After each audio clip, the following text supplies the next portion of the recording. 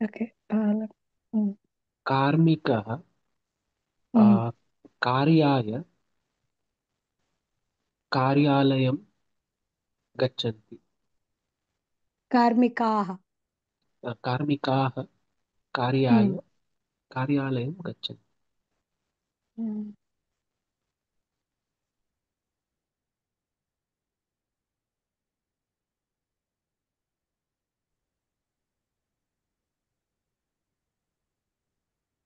अहं क्षीराय आपणं गच्छामि। नमस्ते भगिनी। क्षीरानयनाय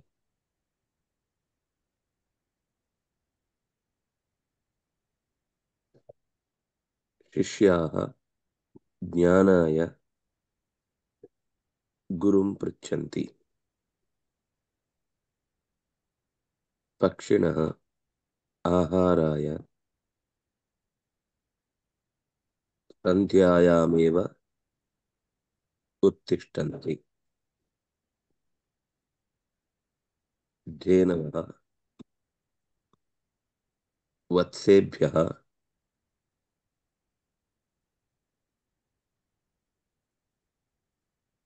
क्षीरं ददति।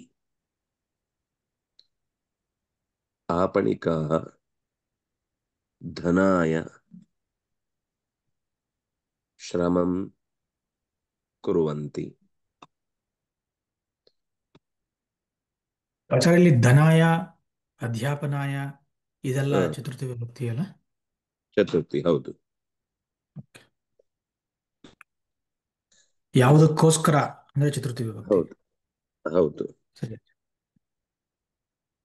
ಅಹಂ ಪ್ರಾತಃ ಶುದ್ಧ ವಾಯುಗ್ರಹಣಾಯ ಉದ್ಯಾನಂ ಗಚ್ಚಾಮಿ.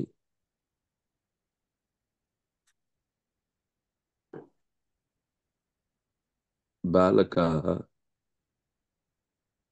ಕ್ರೀಡಾರ್ಥಂ ಅಥವಾ ಕ್ರೀಡಾಯ ಕ್ರೀಡಾಯ ಆಗುದಿಲ್ಲ, ಕ್ರೀಡಾ ಶಬ್ದ ಅದರಿಂದಾಗಿ ಕ್ರೀಡಾಯೈ ಉದ್ಯಾನಂ ಗಚ್ಚಂತಿ.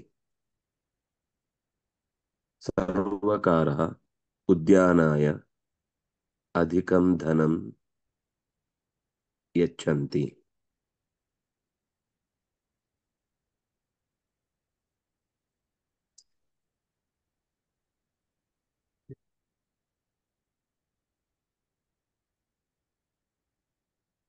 ಮಹಿಳಾः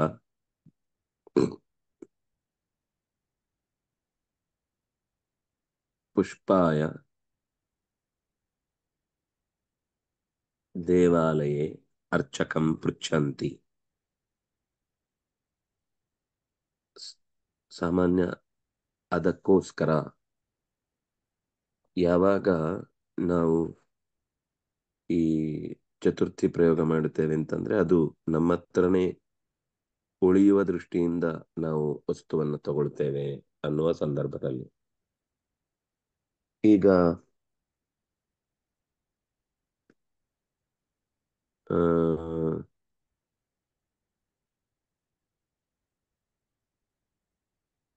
ಯಾರಿಗೋ ಕೊಡ್ತಾ ಇದ್ದೇವೆ. ವಿಪ್ರಾಯ ಗಾವಂ ದಾಸ್ಯತಿ. ಈ ವಿಪ್ರನಿಗೆ ಹಸುವನ್ನು ಕೊಡಲಿದ್ದಾರೆ. ಈಗ ಒಬ್ಬ ವಿದ್ಯಾರ್ಥಿಗೆ ಪೆನ್ ಕೊಡ್ತಾ ಇದ್ದಾನೆ. ಆಗ ವಿದ್ಯಾರ್ಥಿನೇ ಪ್ರಶಸ್ತಿ ಕೊಡುದಾದ್ರೆ ಪೆನ್ನನ್ನ ವಿದ್ಯಾರ್ಥಿನೇ ಲೇಖನೀಂ ದದಾತಿ. ಆದ್ರೆ ವಿದ್ಯಾರ್ಥಿಗೆ ಅಧ್ಯಾಪಕರು ಅವನ್ ಪೆನ್ ತಂದಿಲ್ಲ ಅಥವಾ ಪೆನ್ನು ಖಾಲಿಯಾಗಿದೆ, ಬರೀಲಿಕ್ಕೆ ಬೇಕು ಅವನಿಗೀಗ. ಆಗ ವಿದ್ಯಾರ್ಥಿನಃ ಲೇಖನೀಂ ಅಧ್ಯಾಪಕಃ ವಿದ್ಯಾರ್ಥಿನಃ ಲೇಖನೀಂ ದದಾತಿ. ಆಗ ಷಷ್ಠಿ ವಿಭಕ್ತಿ. ಅವನಿಗೆ ಅನ್ನೋದು ಕನ್ನಡದಲ್ಲಿ ನಾವು ಚತುರ್ಥಿಗೂ ಬಳಸ್ತೇವೆ, ಷಷ್ಠಿಗೂ ಬಳಸ್ತೇವೆ. ಆದ್ರಿಂದಾಗಿ ಕನ್ನಡದಲ್ಲಿ ಸ್ವಲ್ಪ ಕನ್ಫ್ಯೂಷನ್. ಅದು ಚತುರ್ಥಿಗೆ ಹೇಳ್ತಾ ಇದ್ದಾರೋ ಷಷ್ಠಿ ರೂಪದಲ್ಲಿ ಮಾತಾಡ್ತಾ ಇದ್ದಾರೋ ಅಂತ. ಯಾವಾಗ ಒಂದು ಶಬ್ದವನ್ನ ನಾವು ಅವರಿಗೆ ಕೊಟ್ಬಿಡುದು ಅನ್ನೋದನ್ನ ಹೇಳ್ತಿರ್ತೀವೋ, ಅದಕ್ಕೋಸ್ಕರನೇ ಆ ಕೆಲಸ ನಡೀತಾ ಇದೆ ಅಂತ ಹೇಳ್ತಿರ್ತೀವೋ, ಆವಾಗ ಅದು ಚತುರ್ಥಿ ಆಗುತ್ತೆ. ಈ ಕೊಡುವುದು ಬಹಳ ಪ್ರಧಾನವಾಗಿ ಬಿಟ್ಕೊಡುವುದು ಅನ್ನೋದು ಬಂದಾಗ ಚತುರ್ಥಿ ಬಂದೇ ಬರುತ್ತೆ. ದಾನ ಅನ್ನೋದು ಎಲ್ಲಿ ಬಂದ್ರು ಅಥವಾ ಅವರಿಗೆ ಸಹಾಯ ಅವರಿಗೋಸ್ಕರನೇ ಕೊಡ್ತಾ ಇರುವುದು, ಅಂದ್ರೆ ಸಹಾಯ ಅನ್ನುವಲ್ಲೂ ಕೂಡ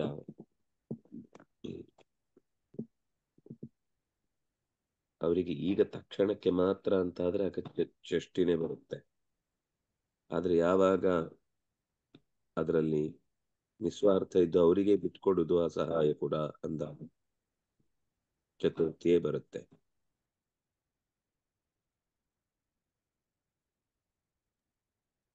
ಯಾರಾದ್ರೂ ಇನ್ನೊಂದೆರಡು ವಾಕ್ಯ ಪ್ರಯೋಗ ಮಾಡಿ, ಇಲ್ಲಿ ಇರುವುದನ್ನೇ ಬಳಸ್ಕೊಳ್ಳಿ. ಆವಾಗ ತಪ್ಪು ಕಮ್ಮಿ ಆಗುತ್ತೆ, ಬಳಕೆ ಜಾಸ್ತಿ ಆಗುತ್ತೆ. ಗುರುಗಳೇ, ಒಂದು ಪ್ರಶ್ನೆ. ಹೇಳಿ. ಈಗ ಕೃಷ್ಣಾಯ, ರಾಮಾಯ, ರಾಮಚಂದ್ರಾಯ ನಮಃ ಅಂತೀವಲ್ಲ, ಹೌದು ಅದೆಲ್ಲ ಚತುರ್ಥಿ ಅಲ್ವಾ? ಹೌದು ನಮಃ ಅಂದ್ರೆ ಹೌದು. ನಮಃ ನಾನ್ ಸ್ವಸ್ತಿ ನಮಿಸುತ್ತೇನೆ ಅಂತನಾ? ಅಲ್ಲ, ನಮಿಸುತ್ತೇನೆ ಅಲ್ಲ, ಅವನಿಗೆ ನಮಸ್ಕಾರ. ಅದರಲ್ಲಿ ಓಕೆ. ನನ್ನ ನಮಸ್ಕಾರ ಅಂತ ಅದರ ಅಭಿಪ್ರಾಯ ಆಗುತ್ತೆ. ಹಾ, ಸರಿ. ಇದ್ರ ವಾಕ್ಯ ನಮಸ್ಕಾರಕ್ಕೆ ಎಂಡ್ ಆಗುತ್ತೆ. ದೇವನಿಗೆ ನಮಸ್ಕಾರ, ರಾಮನಿಗೆ ನಮಸ್ಕಾರ, ಗುರುಗಳಿಗೆ ನಮಸ್ಕಾರ, ಅಲ್ಲಿಗೆ ವಾಕ್ಯ ಮುಗಿಯುತ್ತೆ. ನಾನು ನಮಸ್ಕಾರ ಮಾಡುತ್ತೇನೆ ಅಂತ ಅಲ್ಲಿ ತನಕ ಬಿಡಿಸಿ ಹೇಳಬೇಕಾಗಿಲ್ಲ. What is the meaning of Vedase then? We say that shloka, no? ವೇದಸೆ, Ramaya, Rama. What does that mean? Vedase. ವೇದಸೆ ಅಂತಂದ್ರೆ ವೆಲ್ತ್ ಇರುವವನು ಅಂತ ಅರ್ಥ, ಸಂಪತ್ತಿರುವವನು. Ramaya, Ramabhadraya, Ramachandraya, ರಾಮಚಂದ್ರಾಯ Vedase. ವೇದಸೆ, ಸಂಪದ್ಭರಿತನಾದವನು. I see. ಅವನ್ ರಾಜ ಅಲ್ವಾ? ರಾಜ ಅಂದಾಗ ಅವನ ಬೊಕ್ಕಸದಲ್ಲಿ ದುಡ್ಡಿಲ್ಲ ಅಂದ್ರೆ ಅವನನ್ನು ರಾಜ ಅಂತ ಕರೆದೇನ್ ಮಾಡುದು? ಬರೀ ಅದೊಂದೇ ಅಲ್ಲ, ಸಂಪತ್ತು ಅಂತ ಅನ್ನೋದು ರಾಜನದ್ದು ಬೇರೆ ಬೇರೆ ದೃಷ್ಟಿಯಿಂದ ಇರುತ್ತೆ. ಕುಟುಂಬ ಸಂಪತ್ತಿದೆ, Not just wealth, not material wealth. ಹೌದು ಹೌದು. ಕೌಟುಂಬಿಕ ಸಂಪತ್ತಿದೆ, ನೆಮ್ಮದಿ ಇದೆ, ಈ ಎಲ್ಲಾ ತರದ ಸಂಪತ್. ನಾವು ಈಗ ರಾಮನನ್ನ ಪ್ರಾರ್ಥಿಸುವುದು ವೇದಸ್ಸು ಅಂದ್ರೆ ಬರೀ ಕ್ಯಾಶ್ ಅಲ್ಲ, ಬರೀ ಆಸ್ತಿ ಇತ್ಯಾದಿ ಅಲ್ಲ, ಎಲ್ಲಾ ತರದ ಸಂಪತ್ತು ಕೂಡ ಅವನ ಹತ್ರ ಇದೆ ಅನ್ನೋದನ್ನು ವೇದಸೆ. Okay, thank you. ಅದು ಮಹಾಪ್ರಾಣ. Right. ನಮಸ್ತೆ. ಆಚಾರ್ಯ, ಸೊ ಹೇಳಿ. ಈ ರಾಮಾಯ ಅಂದ್ರೆ ಈ ಅದರಲ್ಲಿ ರಾಮಾಯ ಅನ್ನೋದು ಚತುರ್ಥಿ ವಿಭಕ್ತಿ ಹಾಗಾದ್ರೆ? ಹೌದು, ಎಲ್ಲ ಕಡೆನೂ ಹಾಗೇನೆ. ನಮಃ ಅಂತ ಎಲ್ಲಿ ಬರುತ್ತೋ ಅಲ್ಲೆಲ್ಲ ಚತುರ್ಥಿನೇ ಇರುತ್ತೆ. ಸೊ ರಾಮನಿಗೋಸ್ಕರ ಈಗ ರಾಮಾಯ ಅಂದ್ರೆ ಅದರ ಅರ್ಥ ಹೇಗೆ ಅರ್ಥ ಮಾಡ್ಕೊಳ್ಳೋದು ಆಚಾರ್ಯ ಆ ಶ್ಲೋಕದಲ್ಲಿ? ರಾಮನಿಗೆ ನಮಸ್ಕಾರ, ರಾಮಾಯ, ರಾಮಭದ್ರಾಯ, ರಾಮಚಂದ್ರಾಯ, ವೇದಸೆ, ರಘುನಾಥಾಯ, ನಾಥಾಯ, ಸೀತಾಯ ಪತಯೇ. ಅದು ಸೀತಾಯಾ ಅನ್ನೋದು ಷಷ್ಠಿ. ಸೀತಾಯಾ ಪತಯೇ, ಸೀತೆಯ ಪತಿಯಾದವನಿಗೆ ನಮಃ, ನಮಸ್ಕಾರ. ಅರ್ಥ ಆಯ್ತು. ಅರ್ಥ ಆಯ್ತು ಆಚಾರ್ಯ, ಥ್ಯಾಂಕ್ ಯು. ನಮಸ್ತೆ. ನಮಃ ಅನ್ನೋ ಅರ್ಥ ಏನು? ನಮಃ ಅಂತ ನಮಃ ಅಂದ್ರೆ ನನ್ನ ಸ್ವಾತಂತ್ರ್ಯವನ್ನ ಬಿಟ್ಟು ನಿಮಗೆ ಶರಣಾಗಿದ್ದೇನೆ ಅಂತ. ನಾನೇ ಎಲ್ಲ ಮಾಡ್ಕೊಳ್ತೇನೆ, ನನ್ನಿಂದಲೇ ಎಲ್ಲ ಆಗುತ್ತೆ, ನನ್ನದೇ ಎಲ್ಲ ನಿರ್ಧಾರ ಅಥವಾ ನಾನೇ ಎಲ್ಲವನ್ನು ನಿರ್ವಹಿಸ್ತೇನೆ ಅನ್ನುವ ಸ್ವಾತಂತ್ರ್ಯವನ್ನು ಬಿಟ್ಟುಕೊಡುವುದು ಅಂತ ಅರ್ಥ. ಮಸ್ವಾತಂತ್ರ್ಯ ಉದ್ದಿಷ್ಟ ನಕಾರಸ್ತನ್ ನಿಷಿಧ್ಯತಿ ಅಂತ ಗೀತಾ ತಾತ್ಪರ್ಯದಲ್ಲಿ ಕೊಟ್ಟ ವಿವರಣೆ ನಮ ಶಬ್ದಕ್ಕೆ. ನಮು ಪ್ರಹ್ವತ್ವೇ ಶಬ್ದೇ ಚ, ನಮ್ಮ ದೇಹದ ಬಾಗುವಿಕೆ, ಮನಸ್ಸಿನ ಬಾಗುವಿಕೆ ಮತ್ತು ಬಾಯಿಯಿಂದ ಅಂತಹ ಒಂದು ಗೌರವಪೂರ್ವಕವಾದ ನೀನು ದೊಡ್ಡವನು ಅನ್ನುವ ಮಾತಿನ ಆಡುವಿಕೆ, ಇದಿಷ್ಟು ಸೇರಿದರೆ ನಮಃ.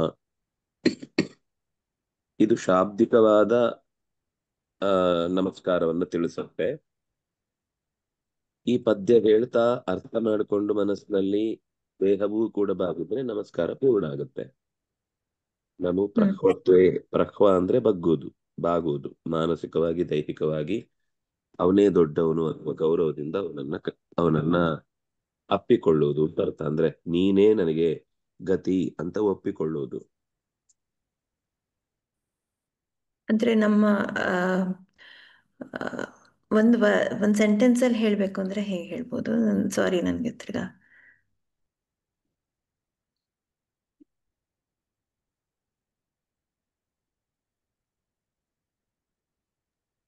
ನೀನು ದೊಡ್ಡವನು ಅನ್ನುವ ಭಾವ.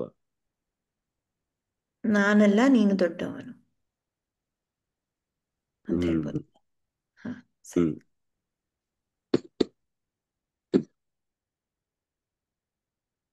ನನಗೆ ಎಲ್ಲಿ ಕನ್ಫ್ಯೂಷನ್ ಬಂತು ಗುರುಗಳೇ ಆಚಾರ್ಯ ಅಂದ್ರೆ, ರಾಮಾಯ ಅನ್ನೋದು ರಾಮನಿಗೆ ಅಂತ ಅರ್ಥ ಅಲ್ವೇ? ಹೌದು, ರಾಮನಿಗೆ ನಮಸ್ಕಾರ. ಇಲ್ಲಿ ನಾವು ಬೇರೆ ಕಡೆ ಈಗ ಇಲ್ಲಿ ಕೊಡೋ ಪದಗಳು ಇಲ್ಲಿ ಅಧ್ಯಯನಂ, ಅಧ್ಯಯನಕ್ಕೋಸ್ಕರ, ಅದೇ ಹೇಳಿದ್ದು ನಾನು. ಈ ಧನಂ ಗೆ ಮತ್ತೆ ಧನಕ್ಕೋಸ್ಕರ. ಗೋಸ್ಕರ ಅನ್ನುವ ಕನ್ಫ್ಯೂಷನ್ ಅಲ್ಲಿ ನಾವು ಆ ಶಬ್ದಗಳಿಂದ ಕನ್ನಡದಲ್ಲಿ ಆಲೋಚನೆ ಮಾಡಿದಾಗ ಕನ್ಫ್ಯೂಷನ್. ಸರಿ ಸರಿ ಸರಿ. ಸಂಸ್ಕೃತದಲ್ಲಿ ಅದು 2-3 ಮುಖಗಳಲ್ಲಿ. ಈಗ ನಮಸ್ಕಾರ ಕೂಡ ಅವನಿಗೋಸ್ಕರನೇ ಅಲ್ವಾ, ಅವನು ಬೇಕು ಅನ್ನೋದಕ್ಕೋಸ್ಕರನೇ ಮಾಡುದು. ಆದ್ರೆ ಅದನ್ನು ಹೇಳುವಾಗ ನಮ್ಮ ಬಾಗುವಿಕೆ ಯಾರಿಗೆ? ಅವನಿಗೆ.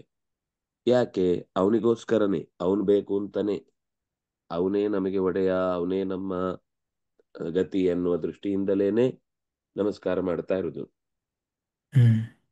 ಆದ್ರೆ ನಮಸ್ಕಾರ ಅನ್ನುವ ಶಬ್ದವನ್ನ ಒಪ್ಪಿಸುವಾಗ ರಾಮನಿಗೆ ನಮಸ್ಕಾರ, ಕೃಷ್ಣನಿಗೆ ನಮಸ್ಕಾರ, ಶಿವನಿಗೆ ನಮಸ್ಕಾರ, ಇಂದ್ರನಿಗೆ ನಮಸ್ಕಾರ, ದೇವತೆಗಳಿಗೆ ನಮಸ್ಕಾರ ಅಂತ ನಾವು ನಮ್ಗಿಂತ ಹಿರಿಯರಾದ ಎಲ್ಲರಿಗೂ, ಅದರಿಂದಾಗಿ ಚಿಕ್ಕವರಿಗೆ ನಮಸ್ಕಾರ ಮಾಡ್ಲಿಕ್ಕಿಲ್ಲ ಅಂತ. ಅದು ಅವರಲ್ಲದವರನ್ನ ನಾವು ದೊಡ್ಡವರು ಅಂತ ಹೇಳಿದ್ರೆ ಅದು ಅಸಮಾನವಾದ ಪೂಜೆ ಆಗುತ್ತೆ. ಆದ್ರಿಂದ ಅವರಿಗೂ ಶ್ರೇಯಸ್ಸಲ್ಲ. ಸರಿ ಸರಿ. ಅವನಿಗೋಸ್ಕರ ಅದು ಕನ್ನಡದಲ್ಲಿ ಬೇರೆ ಇದ್ರು ಸಂಸ್ಕೃತದಲ್ಲಿ ಒಂದೇ, ಚತುರ್ಥಿ ವಿಭಕ್ತಿ. ಆಮೇಲೆ ನಮಸ್ಕಾರ ಅನ್ನೋದು ನಮಃಕಾರ ಅಂತಲ್ವಾ? ಅದೇ ಕರಣ ಕ್ರಿಯೆ. ನಮಃ ಅನ್ನುವ ಬಿಡಿಸ್ಬೇಕಾದ್ರೆ ನಮಃಕಾರ ಅಂತ ಬಿಡಿಸ್ಬೋದಾ? ಹೌದು ಹೌದು. ಧನ್ಯವಾದ. ನಮಃ, ಸ್ವಸ್ತಿ, ಸ್ವಾಹ, ಸ್ವಧಾ, ಅಲಂ, ವಷಟ್ ಈ ಪದಗಳಿದ್ದಲ್ಲೆಲ್ಲ ಚತುರ್ಥಿ ಬರುತ್ತೆ. ಇದು ಸಾಮಾನ್ಯ ಯಜ್ಞಗಳಲ್ಲಿ ಬಳಕೆ ಆಗುವ ಶಬ್ದಗಳು ಇಷ್ಟು ಕೂಡ. ನಮಃ, ಸ್ವಸ್ತಿ, ನಮಃ, ಸ್ವಸ್ತಿ, ಸ್ವಧಾ, ಸ್ವಾಹ, ಅಲಂ, ವಷಟ್ ಇದಿಷ್ಟು ಯೋಗಗಳಿದ್ದಾಗ, ಈ ಪದಗಳ ಯೋಗಗಳಿದ್ದಾಗ ಯಾವುದಕ್ಕೆ ನಾವು ವಷಟ್ ಅಂತ ಹೇಳ್ತೀವೋ, ಯಾವುದಕ್ಕೆ ನಮಃ ಅಂತ ಹೇಳ್ತೀವೋ ಆ ಪದ ವಷಟ್ ಅಂದ್ರೆ ಅದು ಯಜ್ಞದಲ್ಲಿ ಅವನಿಗೆನೆ ಈ ಯಜ್ಞದ ವಷಟ್ಕಾರವನ್ನ, ವಿಶ್ವಂ ವಿಷ್ಣುರ್ ವಷಟ್ಕಾರೋ ಅಂತ ನಾವು ವಷಟ್ ಅಂತ ಹೇಳ್ತೀವಲ್ಲ, ಅದು ಯಜ್ಞದಲ್ಲಿ ತ್ಯಾಗ ಮಾಡುವ ಒಂದು ಶಬ್ದ, ಅವನಿಗೆನೆ ಸಂಬಂಧಪಟ್ಟದ್ದು ಈ ವಸ್ತು ಅಂತ. ಆಗ ರಾಮಾಯ ವೌಷಟ್, ಶಿಖಾಯೈ ವೌಷಟ್ ಅಂತ ನಾವು ಕರನ್ಯಾಸ ಅಂಗನ್ಯಾಸ ಮಾಡುವಾಗ್ಲೂ ಅಂಗನ್ಯಾಸದಲ್ಲಿ ಏನು ಪೂರ್ಣ ಜ್ಞಾನಾತ್ಮನೆ ಹೃದಯಾಯ ನಮಃ, ಪೂರ್ಣೇಶ್ವರ್ಯಾತ್ಮನೆ ಶರದೆ ಸ್ವಾಹ, ಪೂರ್ಣ ಪ್ರಭಾತ್ಮನೆ ಶಿಖಾಯಿ ವಷಟ್, ಶಿಖಾಯೈ ವಷಟ್ ಅಂತ ಹೇಳುದು ಅವನಿಗೆ ಆ ಜಾಗದಲ್ಲಿರುವ ಭಗವದ್ ರೂಪಕ್ಕೆ ನನ್ನ ಅಂಗವನ್ನು ಒಪ್ಪಿಸಿ ಅದರಲ್ಲಿ ಅವನು ನೆಲೆಸಿದ್ದಾನೆ ಅಂತ ಭಾವಿಸ್ತಾ ಇದ್ದೇನೆ. ನನ್ನ ಜಪಾನುಷ್ಠಾನಕ್ಕೆ ರಕ್ಷಣೆಗೋಸ್ಕರ ಅದು ಶಿಖಾ ಅನ್ನೋದು ಜ್ಞಾನದ ಸಂಕೇತ. ಅಲ್ಲಿ ಆ ಜ್ಞಾನದ ರಕ್ಷಣೆ ಇಲ್ಲದೆ ಇದ್ರೆ, ಜಪ ಮಾಡುವಾಗ ಅನುಷ್ಠಾನ ಅನುಸಂಧಾನ ತಪ್ಪಾದ್ರೆ ಅದು ಫಲ ಕೊಡುವುದಿಲ್ಲ. ಒಂದು ವಿಫಲ ಆಗ್ಬೋದು, ಒಂದು ಅನರ್ಥ ಫಲ ಆಗ್ಬೋದು. ಅದರಿಂದಾಗಿ ಆಯಾ ಜಾಗದಲ್ಲಿ ಅವರು ನಿಂತು ನನ್ನಿಂದ ಅಂತಹ ಜಪಾನುಷ್ಠಾನ ಮಾಡಿಸ್ಲಿಕ್ಕೆ ಬೇಕಿರುವಂತಹ ಅನುಕೂಲತೆಗಳನ್ನು ಮಾಡಿಕೊಡ್ಲಿ ಅಂತ ಕೇಳೋದು. ಹ್ಮ್ ಹ್ಮ್ ಓಕೆ. ಹ್ಮ್. ನಮಃ ಸ್ವಸ್ತಿ ಅಲ್ಲ. ಗುರುಗಳೇ, ಹಾ ಸರ್ವೇಭ್ಯ ಸರ್ವೇಭ್ಯ ನಮಃ ಸರ್ವಾಭ್ಯ ನಮಃ ಅಂತ ಎರಡು ಕಡೆ ಕೇಳಿದ್ದೀನಿ. ಹೌದು, ಅದು ಸರಿ. ಹೇಗೆ ಅರ್ಥ ಮಾಡ್ಕೋಬಹುದು?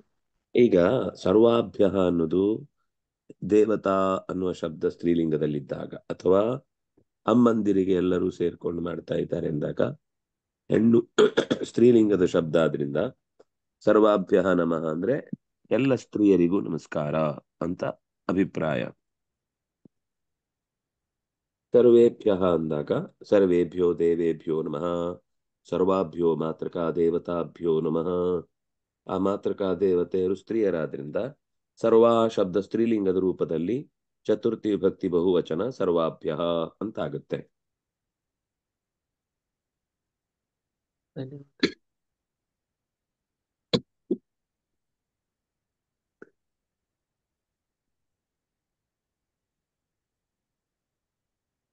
ಸೊ ಸರ್ವೇಭ್ಯೋ ಅಂದ್ರೆ ಪುಲ್ಲಿಂಗನ ಆಚಾರ್ಯ ಹಂಗಾರೆ?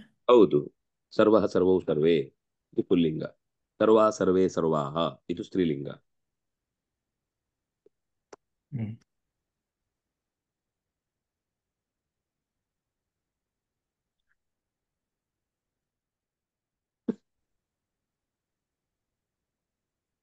ಇದೇ ತರ ಎಷ್ಟು ಅಂದ್ರೆ ಈಗ ಸರಿ, ಒಂದೊಂದೇ ನೋಡುದಾದ್ರೆ ನಮಃ ಸ್ವಸ್ತಿ. ಸ್ವಸ್ತಿ ಅಂದ್ರೆ ಒಳ್ಳೇದಾಗ್ಲಿ ಅನ್ನೋದು ಅದರ ಅಭಿಪ್ರಾಯ. ಅವರಿಗೆ ಒಳ್ಳೇದಾಗ್ಲಿ. ದೇವೇಭ್ಯ ಸ್ವಸ್ತಿ ಅಥವಾ ಬಾಲಕೇಭ್ಯ ಸ್ವಸ್ತಿ. ಈಗ ಯಾರೋ ನಮಸ್ಕಾರ ಮಾಡಿದಾಗ ಅವರಿಗೆ ವಾಪಸ್ ನಾವೇನ್ ಹೇಳ್ಬೇಕು? ಶ್ರೇಯೋಸ್ತು ಅಂತ ಹೇಳ್ಬೋದು. ಆದ್ರೆ ಅದರ ಜೊತೆಗೆ ಸ್ವಸ್ತಿ ಅನ್ನೋದನ್ನ ಬಳಸುದಾದ್ರೆ ಬಾಲಕಾಯ ಸ್ವಸ್ತಿ, ಬಾಲಿಕಾಯೈ ಸ್ವಸ್ತಿ, ಭಕ್ತ ಜನೇಭ್ಯ ಸ್ವಸ್ತಿ ಅಂದ್ರೆ ಗುರುವಾದವನು ಹೇಳ್ಬೇಕಾದ ಮಾತಿದು. ಅವನು ತನ್ನಲ್ಲಿಗೆ ಶರಣಾಗತನಾಗಿ ಬಂದಾಗ ಅವನಿಗೆ ಸ್ವಸ್ತಿ ಅಂತ ಹೇಳುದು. ಆ ಶಬ್ದ ಸ್ವಸ್ತಿ ಬಂದಾಗ ಅದು ಚತುರ್ಥಿ ವಿಭಕ್ತಿ ಬಂದ್ಬಿಡುತ್ತೆ. ಅವನಿಗೆ ಸ್ವಸ್ತಿ ಅನ್ನೋ ಶಬ್ದದ ಅರ್ಥ ಸು ಅಸ್ತಿ, ಚೆನ್ನಾಗಿ ಬದುಕುವುದು. ಅದು ಶಬ್ದವೂ ಆಗುತ್ತೆ, ಧಾತುವೂ ಆಗುತ್ತೆ. ಸ್ವಸ್ತಿ ಸ್ವಸ್ತಿ ಎನ್ನುವುದು ಸ್ವಸ್ತಿ ಭುಕ್ ಸ್ವಸ್ತಿ ಭುಕ್ ಸ್ವಸ್ತಿ ಸ್ವಸ್ತಿ ಭುಕ್ ಸ್ವಸ್ತಿ ದಕ್ಷಿಣ ಅಲ್ಲ. ಹೌದು, ಕೌಂಡಲಿನಿ ಚಕ್ರ. ಸಹ ಅಲ್ಲಿ ಸ್ವಸ್ತಿ ಶಬ್ದ ಸ್ವಸ್ತಿ ಭುಕು, ಸ್ವಸ್ತಿ, ಸ್ವಸ್ತಿ ದಕ್ಷಿಣ ಇತ್ಯಾದಿ ಶಬ್ದಗಳಿಂದ ಸ್ವಸ್ತಿ ಶಬ್ದವನ್ನು ಬಳಕೆ ಮಾಡಿದ್ದೆ. ಅದು ಹೆಸರಾದಾಗ, ದೇವರ ಹೆಸರಾದಾಗ ಒಂದು ರೀತಿ ರೂಪ ಆಗುತ್ತೆ. ಇಲ್ಲ ಅಂದ್ರೆ ಅದು ಅವ್ಯಯ. ಇಲ್ಲಿ ನಾವು ಹೇಳ್ತಾ ಇರೋದು ಅವ್ಯಯ. ಸ್ವಸ್ತಿ ಅನ್ನೋ ಶಬ್ದವನ್ನ ಅವ್ಯಯ ಅರ್ಥದಲ್ಲಿ ಬಳಸುವುದಾದ್ರಿಂದ ದೇವೇಭ್ಯ ಸ್ವಸ್ತಿ, ದೇವತೆಗಳಿಗೆ ಮಂಗಳವಾಗಲಿ ಅಂತ ಋಷಿಗಳು ಆಶೀರ್ವಾದ ಮಾಡ್ತಾರೆ. ಇದು ನಾವೊಂದು ಮಾತು ಹೇಳ್ತೀವಿ, ನೀವು ಕೇಳಿರ್ತೀರಿ, ರಾಮಾಯ ಸ್ವಸ್ತಿ ರಾವಣಾಯ ಸ್ವಸ್ತಿ ಅಂತ. ಆಚೆ ರಾಮನಿಗೆ ಒಳ್ಳೇದಾಗ್ಲಿ ಹೇಳುದು, ಈಗ ರಾವಣ ಸಿಕ್ಕಿದಾಗ ಅವನಿಗೆ ಒಳ್ಳೇದಾಗ್ಲಿ ಹೇಳುದು ಅಂತ. ಅಂದ್ರೆ ಇವರೊಂದು ಧರ್ಮದ ಪಕ್ಷವನ್ನ ನಿರ್ಧಾರ ಮಾಡುದಿಲ್ಲ. ಅವ್ರು ಫ್ರೀ ಕೊಟ್ಟಾಗ ಅವರಿಗೂ ಜೈ ಅನ್ನೋದು, ಇವ್ರು ಫ್ರೀ ಕೊಟ್ಟಾಗ ಇವರಿಗೂ ಜೈ ಅನ್ನೋದು ಅನ್ನುವ ಒಂದು ಶಬ್ದವನ್ನ ಹೇಳುವಾಗ ಸ್ವಸ್ತಿ ಅಂದ್ರೆ ಆಗ ಸಮಯ ಸಾಧಕತ್ವವನ್ನ ಆ ನ್ಯಾಯ ಹೇಳುತ್ತೆ, ಗಾದೆ. ಅವನು ರಾಮನಿಗೂ ಸ್ವಸ್ತಿ ರಾವಣನಿಗೂ ಸ್ವಸ್ತಿ ಅಂತ. ಅಂದ್ರೆ ಅವನು ಯಾರಿಗೂ ತನ್ನ ಕೆಲಸ ಆಗುತ್ತೆ ಎಂದಾಗ ಯಾರಿಗ್ ಬೇಕಾದ್ರೂ ಮಣೆ ಹಾಕ್ತಾನೆ ಅನ್ನೋದನ್ನ ಹೇಳುವಾಗ ಸ್ವಸ್ತಿ, ಅವ್ರು ಚೆನ್ನಾಗಿರ್ಲಿ ಅಂತ ಅನ್ನುವ ಶಬ್ದದಲ್ಲಿ ಆ ಬಳಕೆ ಇದೆ. ಅಲ್ಲಿ ನೋಡಿ, ರಾವಣಾಯ, ರಾಮಾಯ ಎರಡೂ ಕೂಡ ಚತುರ್ಥಿ ವಿಭಕ್ತಿಯ ಪ್ರಯೋಗ ಇದೆ. ಇನ್ನು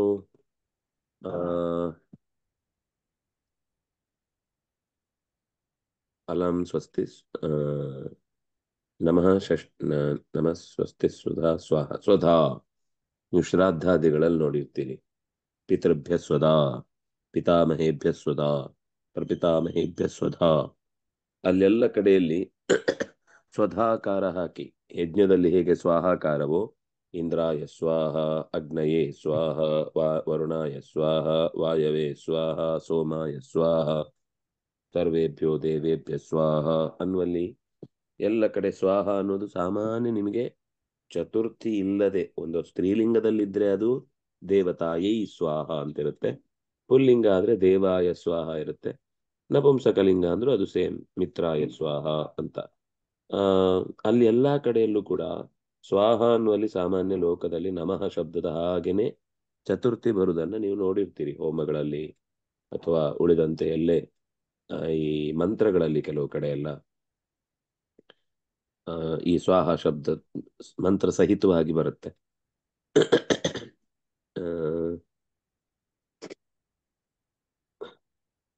ಭೂರ್ಭುವ ಸ್ವಪತಯೇ ಸ್ವಾಹ ಅಂತ ಒಂದು ಮಂತ್ರದಲ್ಲಿ ಶಬ್ದ ಬರುತ್ತೆ.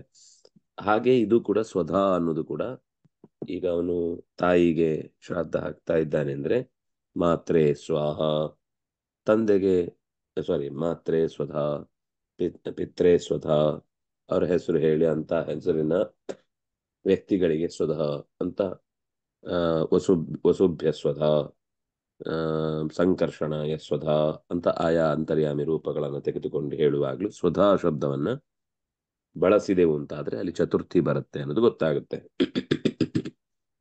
ಹಾಗೆ ಅಲಂ ಅಂತ ಒಂದು ಶಬ್ದ ಇದೆ.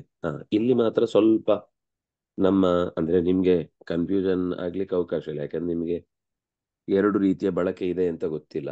ಆದ್ರೆ ಕೆಲವು ಕಡೆ ಹಾಗೆ ಬಳಕೆ ಬರುವುದು ಮುಂದೆ ಬರುತ್ತೆ ಎಲ್ಲಾದ್ರೂ ಕೆಲವು ಕಡೆ. ಈಗ ಸಾಕಷ್ಟಾಯಿತು ಅಂತ ಹೇಳುದು ಒಂದು ತರ, ಸಾಕು ಅನ್ನೋದು ಒಂಥರ. ಆದ್ರೆ ಎರಡೂ ಅರ್ಥಗಳಲ್ಲಿ ಅಂದ್ರೆ ತುಂಬಿ ಹೋಯ್ತು ಇನ್ನು ಬೇಡ ಅನ್ನುವ ಅರ್ಥದಲ್ಲೂ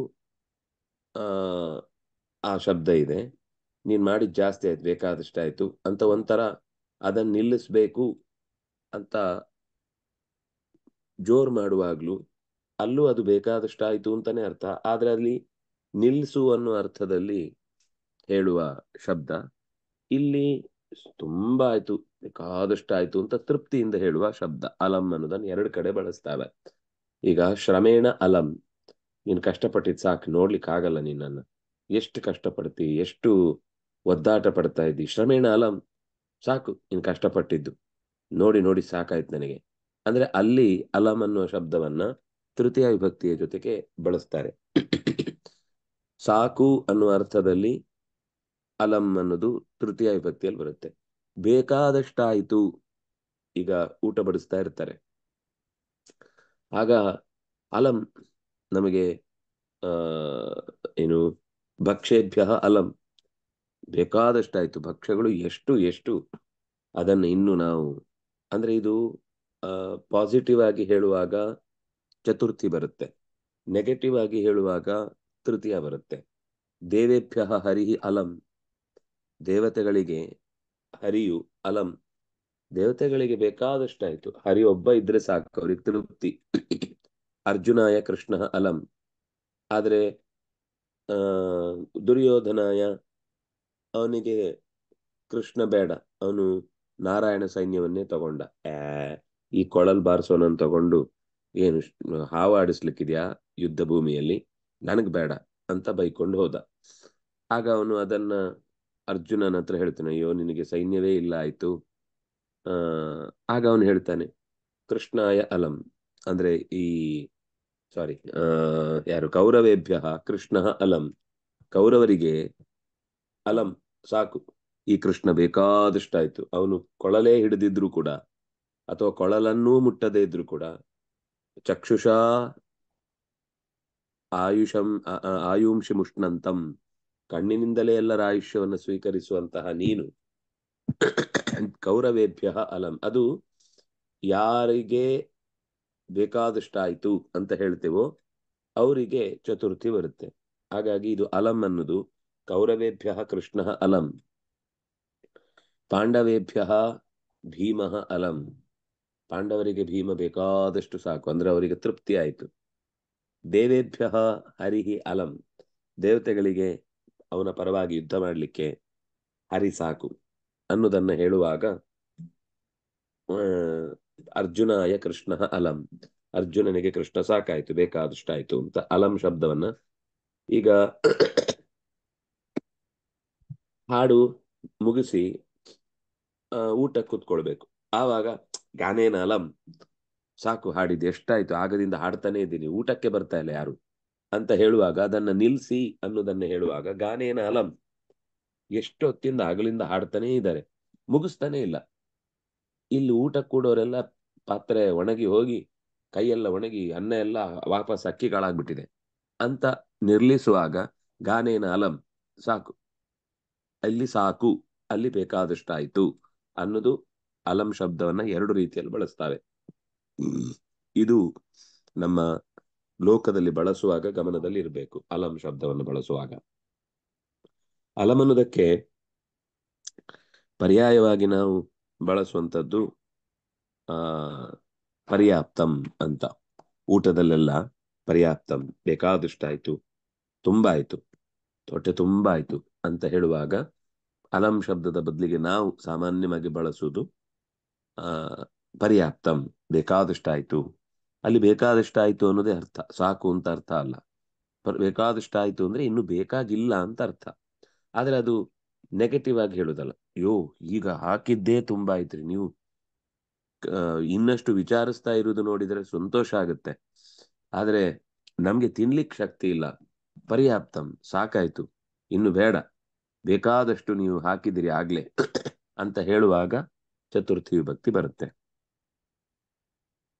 ಇನ್ನು ಅಲಂ ವಷಟ್, ವಷಟ್ ಅನ್ನೋದು ಆಗ ಹೇಳಿದೆ ನಾನು, ಅದು ಕೂಡ ಒಂದು ತ್ಯಾಗದ ಶಬ್ದ, ಸಂಕೇತ. ಯಾರಿಗೋಸ್ಕರ ಈ ಇಂದ್ರಿಯಗಳನ್ನ ಬಿಟ್ಟು ಕೊಡ್ತೇವೆ, ಯಾರಿಗೋಸ್ಕರ ಈ ಮಂತ್ರದ ಭಾವವನ್ನ ನಾವು ಸಮರ್ಪಿಸ್ತೇವೆ ಅನ್ನೋದನ್ನ ಹೇಳುವಾಗ ಅದಕ್ಕೆ ಈ ವಷಟ್ ಅನ್ನೋ ಶಬ್ದ ಬರುತ್ತೆ. ಏನಾದ್ರೂ ಡೌಟ್ ಇದೆಯಾ? ಆಚಾರ್ಯ, ಒಂದು ಪ್ರಶ್ನೆ, ಈ ಸ್ವಧಾ ಅಂದ್ರೆ ಆಕ್ಚುಯಲ್ ಅರ್ಥ ಏನು? ಸ್ವಧಾ ಅಂದ್ರೆ ಸ್ವಧಾ ಅಂದ್ರೆ ಸ್ವಾಹ ಅನ್ನೋ ಶಬ್ದಕ್ಕೆ ನಾವು ಹೇಗೆ ಬಿಟ್ಟು ಕೊಡ್ತೇವೆ ಅಂತ ಅರ್ಥವು, ಸ್ವತ್ವವನ್ನ ನ ಧರಂತಿ, ನನ್ನತನವನ್ನ ನಾನು ಹೊರುವುದಿಲ್ಲ, ಅದು ಸ್ವಧಾ. ಸ್ವ ಅ ಧಾ, ಸ್ವಧಾ. ಸು ಅಂದ್ರೆ ಚೆನ್ನಾಗಿ ಬಿಟ್ಟು ಕೊಡುದು, ಸು ಅಧಾ. ಧಾ ಅಂದ್ರೆ ಧಾರಣೆ ಮಾಡುದು, ಸು ಅಂದ್ರೆ ಚೆನ್ನಾಗಿ ಧಾರಣೆ ಮಾಡುದು. ಆದ್ರೆ ಸು ಅ ಧಾ, ಆ ಅಂದ್ರೆ ಅಲ್ಲ. ಅಂದ್ರೆ ಇದು ಪಿತೃಗಳಿಗೋಸ್ಕರನೇ ನಾನು ಕೊಡ್ತಾ ಇರುವುದು, ಅವರನ್ನೇ ನಾನು ಗಮನಿಸಿ ನನ್ನ ಶ್ರಾದ್ದದಲ್ಲಿ ಅವರಿಗೆ ತರ್ಪಣ ಕೊಡೋದಾಗ್ಲಿ, ಅಥವಾ ಅರ್ಘ್ಯ ಕೊಡೋದಾಗ್ಲಿ, ಪಿಂಡ ನೀಡುವುದಾಗ್ಲಿ, ಪ್ರಾರ್ಥನೆಯನ್ನು ಸಲ್ಲಿಸುವುದಾಗ್ಲಿ, ಇದು ನನ್ನತನ ಇದರಲ್ಲಿಲ್ಲ, ಸ್ವತ್ವ ತ್ಯಾಗ.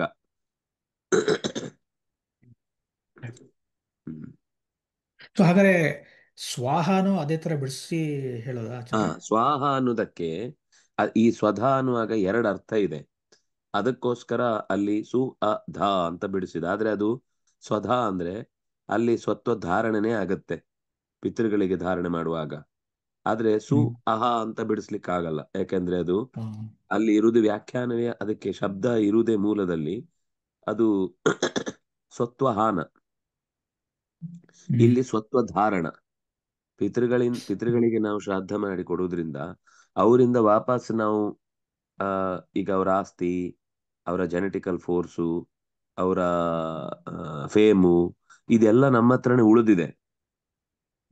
ಅದಕ್ಕೆ ಸ್ವತ್ವ ಧಾರಣೆನೇ ಅದು. ಶ್ರಾದ್ದಾದಿಗಳಲ್ಲಿ ನಾವು ಸಮರ್ಪಣೆ ಮಾಡುವಾಗ ನಮ್ಮ ಭಾವನೆ ನೀವು ಕೊಟ್ಟದ್ದು ನಿಮ್ಗೆ ಸಮರ್ಪಿಸ್ತಾ ಇದ್ದೇನೆ ಅಂತ. ಆದ್ರೆ ಅದರ ಫಲ ಏನು ಅಂದ್ರೆ ಆ ಪಿತೃ ಸಂಬಂಧಿಯಾದ ಎಲ್ಲಾ ಪಳೆಯುಳಿಕೆಗಳು, ಅಧಿಕಾರ, ಅದು ಈಗ ಎಷ್ಟೋ ಕೆಲಸಗಳು ತಂದೆ ಸತ್ತರೆ ಮಗನಿಗೆ ಸಿಗುತ್ತೆ ಅಂದ್ರೆ ಏನರ್ಥ ಅಂದ್ರೆ ಅದು ಪಿತೃ ಸಂಬಂಧಿಯಾದ ಕಾರ್ಯಗಳಿಂದ ಅವರಿಗೆ ಆ ಮನೆಯಲ್ಲಿ ಒಳ್ಳೆಯ ಸಂಪತ್ತು, ನೆಮ್ಮದಿ, ಅಥವಾ ಆಸ್ತಿಯಿಂದ ಮುಂದುವರಿಲಿಕ್ಕೆ ಬೇಕಿರುವಂತಹ ಭೋಗ, ಇದೆಲ್ಲ ಸಿಗಬೇಕು ಅಂತ. ಅಲ್ಲಿ ಸ್ವತ್ವಹಾನ ಇಲ್ಲ, ಇಲ್ಲಿ ಸ್ವತ್ವಹಾನ. ಇಲ್ಲಿ ನೋಡಿ, ಆಹುತಿ ಕೊಟ್ರೆ ಅದು ಮತ್ತೆ ವಾಪಸ್ ಬರಲ್ಲ, ಪುಣ್ಯ ರೂಪದಿಂದ ಬರ್ಬೋದು, ಆದ್ರೆ ಆ ವಸ್ತು ಅದು ಹೋಯ್ತೆ, ಪೂರ್ಣ ಪ್ರಮಾಣದಲ್ಲಿ ಹೋಯ್ತು. ಇಲ್ಲಿ ಶ್ರಾದ್ದದಲ್ಲಿ ಅಗ್ನಿಯಲ್ಲಿ ಕೊಡುದಲ್ಲ, ಅದು ನೆಲದಲ್ಲಿ ಕೊಡುದು. ಅಂದ್ರೆ ಅದು ಆ ಪಿತೃ ಸ್ವರೂಪವಾಗಿ ನಾವು ಪೂಜೆ ಮುಗಿಯುವ ತನಕ ನೋಡಿ ಕೊನೆಗೆ ಅದನ್ನ ಹಸುವಿಗೆ ಹಾಕ್ತೇವೆ ಅಥವಾ ಮೀನಿಗೆ ಹಾಕ್ತೇವೆ, ಆವಾಗ ಅದು ಅದರ ದೇಹ ಸೇರ್ಕೊಳ್ಳುತ್ತೆ. ಆದ್ರೆ ಅದರ ಉದ್ದೇಶ ಪೂರ್ತಿ ಆಸ್ತಿಯನ್ನೆಲ್ಲ ಬಿಟ್ಬಿಡುವುದಲ್ಲ. ಆದ್ರೆ ಇಲ್ಲಿ ಹಾಗಿರ್ಬಾರ್ದು. ದೇವತೆಗಳಲ್ಲಿ ನಾವು ಆಹುತಿ ಕೊಡುವಾಗ ತುಪ್ಪ ವೇಸ್ಟ್ ಆಯ್ತು, ಅನ್ನ ವೇಸ್ಟ್ ಆಯ್ತು ಅಂತ ನಾವು ಭಾವಿಸಿ ಮಾಡಿದೆವು ಅಂದ್ರೆ ಅದು ಹೋಮವೇ ವ್ಯರ್ಥ ಆಗುತ್ತೆ. ಹ್ಮ್ ತುಂಬಾ ಚೆನ್ನಾಗಿ ಅರ್ಥ ಆಯ್ತು ಆಚಾರ್ಯ. ಹ್ಮ್. ಇದನ್ನ ಹೇಳ್ತಾ ಎರಡಕ್ಕೂ ಇರ್ತೀನಿ ಅರ್ಥ ಸ್ವತಃ. ತ್ಯಾಗ ಅಂತಾನೆ, ಎರಡಕ್ಕೂ ಅರ್ಥ ತ್ಯಾಗ ಅಂತಾನೆ. ಆದ್ರೆ ಹ್ಮ್ ಒಂದು ತ್ಯಾಗದಲ್ಲಿ ಪೂರ್ಣ ತ್ಯಾಗ ಇದೆ, ಇನ್ನೊಂದು ಹ್ಮ್ ತ್ಯಾಗದಲ್ಲಿ ನಮ್ಗೆ ಸ್ವಲ್ಪ ಅದರಲ್ಲಿ ಲಾಭ ಇದೆ. ಹ್ಮ್ ಪಿತೃಗಳಿಗೆ ಕೊಡುವುದರಲ್ಲಿ ನಾವು ಪಿತೃಗಳ ಆಸ್ತಿ, ಅವ್ರ ಆಸ್ತಿ ಇಲ್ಲ ಅಂದ್ರೂ ಬಿಡಿ, ಅದು ಮುಖ್ಯ ಆಸ್ತಿಯೇ ಅಲ್ಲ. ಅವರ ಮುಖ್ಯ ಆಸ್ತಿ ಯಾವುದು ಅಂದ್ರೆ ನಮ್ಮ ದೇಹದಲ್ಲಿ ಅವರು ಬಿಟ್ಟು ಹೋದಂತಹ ಎಷ್ಟೋ ತರದ ಗುಣಗಳು, ಅಥವಾ ಅವರ ರೀತಿ ಆಲೋಚಿಸುವಂತಹ ಶಕ್ತಿ, ಅಥವಾ ಯಾವುದೇ ರೀತಿ ದೈಹಿಕವಾದ ಅನೇಕ ಅನುಕೂಲತೆಗಳು. ಅದು ಕೆಲವು ಕೆಟ್ಟದ್ದು ಇರ್ಬೋದು, ನಮ್ಗೆ ಒಪ್ಪಿಗೆ ಆಗದ್ದು ಇರ್ಬೋದು, ಆದ್ರೆ ಅದು ಅವರಿಂದ ಬಳುವಳಿಯಾಗಿ ಬಂದದ್ದು. ಅದ್ ನಾವು ದೇಹ ಬರುವಾಗ ಎಷ್ಟೋ ಅನುಕೂಲ ಬಂದಾಗ ಅದರ ಜೊತೆಗೆ ಒಂದೆರಡು ಹೆರಿಡಿಟಿ ಅಂತ ನಾವು ಹೇಳೋದೆಲ್ಲ ಇರುತ್ತೆ. ಎಷ್ಟೋ ಸರ್ತಿ ದಪ್ಪ ಇದ್ದಾರೆ ಅಥವಾ ಇನ್ನೇನೋ ಕೆಲವು ರೋಗಗಳು ಚೂರು ಚೂರು ಪೂರ್ವ ಜನರ ಅಂದ್ರೆ ಅವರಿಗೆ ಇದ್ದದ್ರಿಂದನೇ ಇವರಿಗೂ ಬಂತು ಅಂತ, ಅದು ಸಣ್ಣ ಪುಟ್ಟದಲ್ಲಿ ನಮ್ಗೆ ಎದ್ದು ಕಾಣುತ್ತೆ. ಆದ್ರೆ ಉಳಿದಂತೆ ಎಷ್ಟೋ ಅನುಕೂಲತೆಗಳು ಅವರ ಶರೀರದಿಂದ ನಮ್ಗೆ ಸಿಕ್ಕಿರುತ್ತೆ ಅಂದಾಗ ಅದು ಸ್ವತ್ವಧಾರಣ. ನಮ್ಮನ್ನು ನಾವು ಮತ್ತೆ ಅವರಿಗೆ ಕೃತಜ್ಞತೆ ಕೊಟ್ಟು, ನೀವು ಕೊಟ್ಟ ಶರೀರದಿಂದಲೇ ಇವತ್ತು ಸಾಧನೆ ಮಾಡ್ಲಿಕ್ಕೆ ಆಗ್ತಿದೆ, ನೀವು ಕೊಟ್ಟ ಶರೀರದಿಂದಲೇ ಇವತ್ತು ಓದ್ಲಿಕ್ಕೆ ಆಗ್ತಿದೆ, ನೀವು ಕೊಟ್ಟ ಶರೀರದಿಂದಲೇನೆ ಇವತ್ತು ನಾವೊಂದಿಷ್ಟು ಬೆಳಿಲಿಕ್ಕಾಗ್ತಾ ಇದೆ ಅನ್ನೋದನ್ನ ನೆನಪಿಸಿ ಅವರಿಗೆ ಆ ವಸ್ತುವನ್ನು ಕೊಟ್ಟು, ನೀವು ಕೊಟ್ಟ ಈ ಜೈವಿಕವಾದ ಅನುಕೂಲತೆಗಳು, ದೈಹಿಕವಾದ ಅನುಕೂಲತೆಗಳು ಮತ್ತು ಭೌತಿಕವಾದ ಅನುಕೂಲತೆಗಳು, ಇದೆಲ್ಲವನ್ನೂ ನಾನು ಸ್ವೀಕರಿಸಿ ಧರ್ಮದಲ್ಲಿ ಮುಂದುವರಿತೇನೆ ಅಂತ ಪಿತೃಗಳಲ್ಲಾಗುವಾಗ ಅದನ್ನು ಸ್ವೀಕರಿಸಿ ಮುಂದೆ ಹೋಗುದು. ಆದ್ರಿಂದ ಅದೆರಡು ವ್ಯತ್ಯಾಸ. ಓಕೆ ಓಕೆ ಗೊತ್ತಾಯ್ತು ಆಚಾರ್ಯ. ಧನ್ಯವಾದಗಳು, ತುಂಬಾ ಚೆನ್ನಾಗಿ ಗೊತ್ತಾಯ್ತು. ಧನ್ಯವಾದಗಳು ಆಚಾರ್ಯ. ಹೇಳಿ.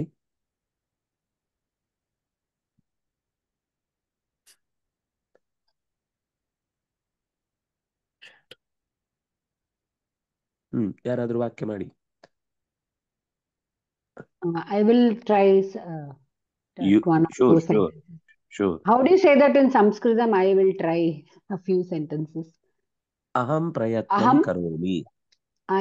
Aham prayatnam karomi. Okay, let me try this. Kavayah kirtyai. Kirtyai is Chaturthi, isn't it? Kavyam. Kirtyai is Kavayah kirtyai kavyam likhanti. Samichinam. Okay. Then one more I'll try. Avam phalabhyam vrikshah arohavah. Arohavah. Havah, is it? Arohavah. Arohavah. Okay. Avam is V2, isn't it? Navibru. Okay. I have one more doubt I have. Let me try this. Okay. Vaidyah rugnaya aushadham yachhanti. Yachati. Okay, yachhati. Okay. What is the difference? Single. Vaidyah rugnaya aushadham gachati. Okay. Yachati. What is the difference between yachati and yachatu? What is the difference? Yachatu means you gave.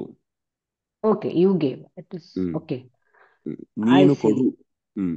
You should give, is it? You because should give. I came across one sentence that says dhanikah nirdhanaya dhanam yachatu. You should give, is it? Yes, that is the meaning. Okay. ಅವನತ್ರ ಸಂಪತ್ತಿದೆ, ಅದರಿಂದ ಅವನು ಕೊಡಬೇಕು. Okay. Kodali. Okay. Because my Kannada is not very good. Sorry. Okay. That's all I know now. Thank you. Yachati is ಕೊಡುತ್ತಾನೆ. ಕೊಡುತ್ತಾನೆ. ಕೊಡಲಿ. ಕೊಡಬೇಕು. ಕೊಡಲಿ. He should give. Right? Okay. ಅಂದ್ರೆ ಅದು ಒಂದು ಆದೇಶ, ವಿಧಿ. He ordered. All right. I see. Okay. ಧನ್ಯವಾದಗಳು. ಯಚ್ಛತು ಲೋಟ್ ಲಕಾರನ ವಿಧಿಲಿಂಗ ಗೊತ್ತಾಗ್ತಿಲ್ಲ. ಲೋಟ್ ಅಂದ್ರೆ ಕಮಾಂಡ್ ಅಂತ ಹೇಳ್ಬೋದಲ್ವಾ? ಅಂದ್ರೆ ಹೌದು, ಕಮಾಂಡ್ ಅಂತ ಹೇಳ್ಬೋದು. ಇನ್ಸ್ಟ್ರಕ್ಷನ್. ವಿಧಿ ಏನಾಗುತ್ತೆ ಅಂದ್ರೆ ಇನ್ ಜನರಲ್ ಆಗ್ಬಿಡುತ್ತೆ. ಅದು ಎಲ್ರಿಗೂ ಟೋಟಲ್ ಆಗಿ ಹೇಳ್ಬಿಡುದು. ಯಾರು ಮಾಡ್ತಾರೋ ಬಿಡ್ತಾರೋ ಗೊತ್ತಿಲ್ಲ. ಆದ್ರೆ ಇಲ್ಲಿ ಪರ್ಟಿಕ್ಯುಲರ್ ಆಗಿ ಅವನೇ ಕೊಡ್ಲಿ, ಅವನ ಹತ್ರ ದುಡ್ಡಿದೆ ಅವನ್ ಕೊಡ್ಲಿ ಅಂತ ಒಬ್ಬನನ್ನ ಉದ್ದೇಶಿಸಿ ಅವನನ್ನ ಆದೇಶಿಸಿದಾಗ ಆಗದು ಲೋಟ್ ಲಕಾರ ಆಗುತ್ತೆ. ಲೋಟ್ ಲಕಾರ ಇನ್ಸ್ಟ್ರಕ್ಷನ್ ಅಂತ ಅನ್ಕೋಬಹುದಲ್ವಾ? ಹೌದು ಹೌದು. ಅಂದ್ರೆ ಶುಡ್ ಗಿವ್ ಅಂತ ಆಗದೆ ಇರ್ಬೋದು, ಜಸ್ಟ್ ಗಿವ್ ಅಂತ ಹೇಳೋ ತರ ಇರ್ಬೋದು ಅಲ್ವಾ? ಅಂದ್ರೆ ಈಗ ಮಾಡಿದ್ ಅವನ್ ಮತ್ ಮಾಡ್ತಾನೋ ಬಿಡುತ್ತಾನೋ ಬೇರೆ ಪ್ರಶ್ನೆ, ಆದ್ರೆ ಹೇಳುವವನಿಗೆ ಅವನ್ ಕೊಡ್ಬೇಕು ಅಂತಾನೆ ಇದೆ. ಆವಾಗ ಅದು ಆರ್ಡರ್.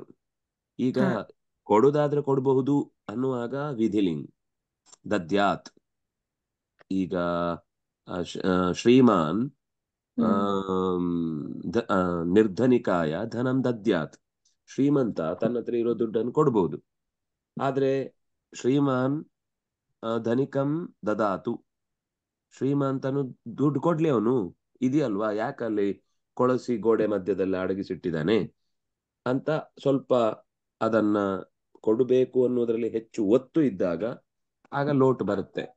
ಆರ್ಡರು, ಇನ್ಸ್ಟ್ರಕ್ಷನ್ನು ಅಥವಾ ಕಮಾಂಡು ಇದು ಎಲ್ಲನೂ ಮಾಡ್ಬೇಕು ಅನ್ನೋದ್ ಕಡೆಗೆ ಹೆಚ್ಚು ಒತ್ತು. ಮಾಡುದಾದ್ರೆ ಮಾಡ್ಲಿ ಅಲ್ಲ. ಈಗ ಉಪವಾಸ ವ್ರತವನ್ನ ಮಾಡ್ಲಿ ಅಂದ್ರೆ ಕೆಲವರು ಮಾಡದವರು ಇರ್ತಾರೆ, ಆರೋಗ್ಯ ಇಲ್ದವ್ರು ಮಾಡಲ್ಲ, ಗರ್ಭಿಣಿಯರಿಗೆ ಮಾಡ್ಲಿಕ್ಕೆ ಆಗಲ್ಲ, ಮಕ್ಳಿಗೆ ಕಷ್ಟ ಆಗುತ್ತೆ, ವೃದ್ಧರಿಗೆ ಕಷ್ಟ ಆಗುತ್ತೆ. ಆವಾಗ ಅದು ಎಲ್ಲರಿಗೂ ಅಲ್ಲ, ಆದ್ರೆ ಟ್ಯಾಕ್ಸ್ ಕಟ್ಟುವಾಗ ಎಲ್ಲರೂ ಕಟ್ಟಲೇಬೇಕು. ಅದು ವೃದ್ಧರಾದ್ರೂ ಕಟ್ಟಬೇಕು, ಮಗು ಆದ್ರೂ. ಅದು ನೇರ ಕಟ್ಟದೇ ಇರ್ಬೋದು, ಆದ್ರೆ ಅದಕ್ಕೆ ಯಾರು ಒಂದು ಚಾಕ್ಲೇಟ್ ತೆಕ್ಕೊಡ್ತಾರೋ ಅದ್ರಲ್ಲೊಂದು GST ಹೋಗುತ್ತೆ. ಅದು ಟ್ಯಾಕ್ಸ್ ಅನ್ನೋದು ಎಲ್ಲರೂ ಕಟ್ಟಲೇಬೇಕಾದದ್ದು. ಅದು ಅಲ್ಲಿ ಅದು ಲೋಟ್. ಎಲ್ಲರೂ ಕರ ಕಟ್ಟಬೇಕು ಅಂದ್ರೆ ಅಂದ್ರೆ ಕಟ್ಟಲೇಬೇಕದು. ಕಟ್ಟಲಿ, ಎಲ್ರೂ ಕರ ಕಟ್ಟಲಿ, ಆಗ್ಲೇ ದೇಶದ ಆರ್ಥಿಕ ವ್ಯವಸ್ಥೆಗೆ ಒಂದು ಸರಿಯಾದ ಬಲ ಬರುತ್ತೆ. ಈ ಮಧ್ಯದಲ್ಲಿ ಕೆಲವರೆಲ್ಲ ತಪ್ಪಿಸಿಕೊಳ್ಳುವುದು, ಮೋಸ ಮಾಡುವುದು, ಇದಾಗ ಅವ್ರಿಗೆ ಶಿಕ್ಷೆ ಇದೆ. ಈಗ ಚತುರ್ಥಿ ಇದೆ, ಯಾವುದು ವಿಧಿಲಿಂಗ್ ಹೇಳಿದಾಗ ಮಾಡದೇ ಇದ್ರೆ ಅದಕ್ಕೇನು ದೋಷ ಪರಿಹಾರ ಮಾಡ್ಲಿಕ್ಕೆ ಅಥವಾ ಅವನ್ ತಪ್ಪು ಮಾಡ್ದ ಅಂತ ಅವನ ಮೇಲೆ ಆಕ್ಷೇಪ ಮಾಡುವಂಗಿಲ್ಲ. ಇದ್ದವ್ರು ಕೊಡ್ತಾರೆ, ಇಲ್ದೇವ್ರು ಕೊಡಲ್ಲ. ಸರಿ, ಅರ್ಥ ಆಯ್ತು. ಆಚಾರ್ಯರೇ, ಉಪವಾಸಂ ಕರೋತು ಉಪವಾಸಂ ಕುರಿಯಾತ್. ಈಗ ನಿಮ್ಗೆ ಅವನು ಉಪವಾಸ ಇಂಡಿವಿಜುವಲ್ ಆಗಿ ಮಾಡಲೇಬೇಕು ಹೇಳೋದು. ಅನ್ನೋ ಇಂಟೆನ್ಷನ್ ಇದ್ದಾಗ ಕರೋತು. ನಿಂಗೆ ಆರೋಗ್ಯಕ್ಕೆ ಒಳ್ಳೇದು, ನಿನ್ನ ಸಮಸ್ಯೆಗೆ ಎಲ್ಲದಕ್ಕೂ ಪರಿಹಾರ ಆಗತ್ತೆ ಅಂತ ನೀವು ಅವನಿಗೊಂಚೂರು ಒತ್ತು ಕೊಟ್ಟು ಹೇಳುವಾಗ ಉಪವಾಸಂ ಕರೋತು. ಈಗ ನೀವು ಜಸ್ಟ್ ಅವನಿಗೆ ಒಂದು ಇನ್ಫಾರ್ಮೇಶನ್ ಕೊಡ್ತಾ ಇದ್ರಿ, ಕೃಷ್ಣಾಷ್ಟಮ್ಯಾಂ ಉಪವಾಸಂ ಕುರಿಯಾತ್. ಕೃಷ್ಣಾಷ್ಟಮಿ ದಿವಸ ಉಪವಾಸ ಮಾಡ್ಬೇಕಪ್ಪ, ಮಾಡಿದ್ರೆ ಒಳ್ಳೇದು ಅಂತ ಹೇಳುವಾಗ ಮಾಡತಕ್ಕದ್ದು. ಅದು ಮಾಡಿದ್ರೆ ಲಾಭ, ಮಾಡದೇ ಇದ್ರೆ ಇವನೇನು ಹೋಗಿ ನಾಳೆ ಯಾಕೆ ಮಾಡ್ಲಿಲ್ಲ ಅಂತ ಕೇಳಲ್ಲ. ಅದರ ಒಂದು ಸಂಸ್ಥೆಯಲ್ಲಿ ಅವರಿಗೆ ವಿದ್ಯಾಭ್ಯಾಸ ಕೊಟ್ಟು ಅವರು ಯಾವುದೋ ಒಂದು ಮುಖ್ಯವಾದ ಇಂಥ ಅಲ್ಲಿಯ ಫೌಂಡರ್ನ ದಿನ ಎಲ್ಲರೂ ನಮಸ್ಕಾರ ಮಾಡಬೇಕು ಅಥವಾ ಅವರ ಬಗ್ಗೆ ಒಂದು ಏನಾದ್ರೂ ಕೃತಜ್ಞತೆಯ ಮಾತುಗಳನ್ನು ಹೇಳಬೇಕು ಅಂತ ಹೇಳುವಾಗ ಅಲ್ಲಿ ಅವರು ಉಪಕೃತರಾದ್ರಿಂದಾಗಿ ಅದನ್ನು ಹೇಳಲೇಬೇಕು, ಆಗದ ಆರ್ಡರ್. ಅದು ಬಿಟ್ಟು ನಿಮ್ಮ ನಿಮ್ಮ ಮನೆಯಲ್ಲಿ ನಿಮ್ಗೆ ಸಮಯ ಆದಾಗ ಇಂಥದ್ದನ್ನು ಒಂಚೂರು ಓದಿ ಅಂತ, ಇಂಥದ್ದೊಂಚೂರು ಕೇಳಿ ಅಂತ, ಇಂಥವ್ರ ಬಗ್ಗೆ ಗಮನಿಸಿ ಅಂತ ಹೇಳುವಾಗ ಅವರಿಗೆ ಅದು ಅವ್ರ ಮನೆಯಲ್ಲಿ ಒಪ್ಪಿಗೆ ಇಲ್ಲ ಅಂದ್ರೆ ಅವ್ರು ಬಿಟ್ಬಿಡ್ಬೋದು. ಇಲ್ಲ ಕರೆಕ್ಟ್ ಒಳ್ಳೆ ವಿಷಯ ಹೇಳಿದ್ದಾರೆ ಅಂತ ಅವ್ರು ಸ್ವೀಕರಿಸಲೂಬಹುದು. ಆವಾಗ ವಿಧಿಲಿಂಗ್ ಲಕಾರ ಇರುತ್ತೆ.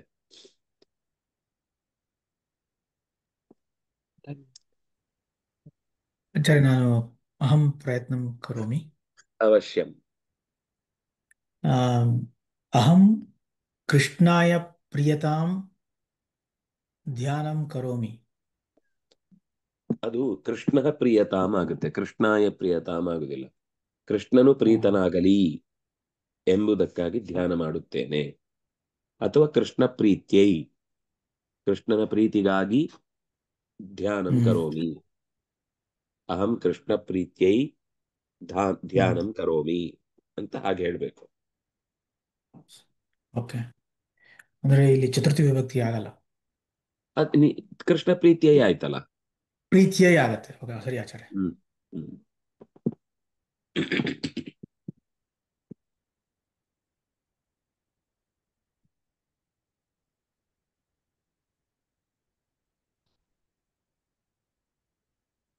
ವಯಂ ಸ್ವಾಪೇಕ್ಷಾಂ ರಾಜ್ಞೇ ನಿವೇದಯಾಮಃ. ನಾವು ನಮ್ಮ ಬಯಕೆಯನ್ನು ರಾಜನಿಗೆ ಹೇಳುತ್ತೇವೆ.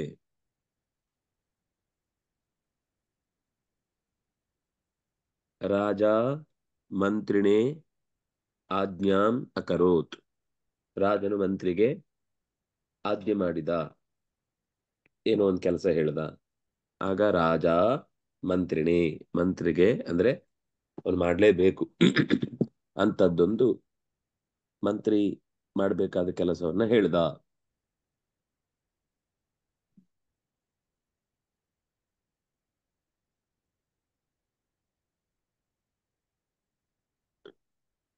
ಸೈನಿಕಾಃ ಸ್ವದೇಶಾಯ ಪ್ರಾಣಂ ಅರ್ಪಿತವಂತಹ.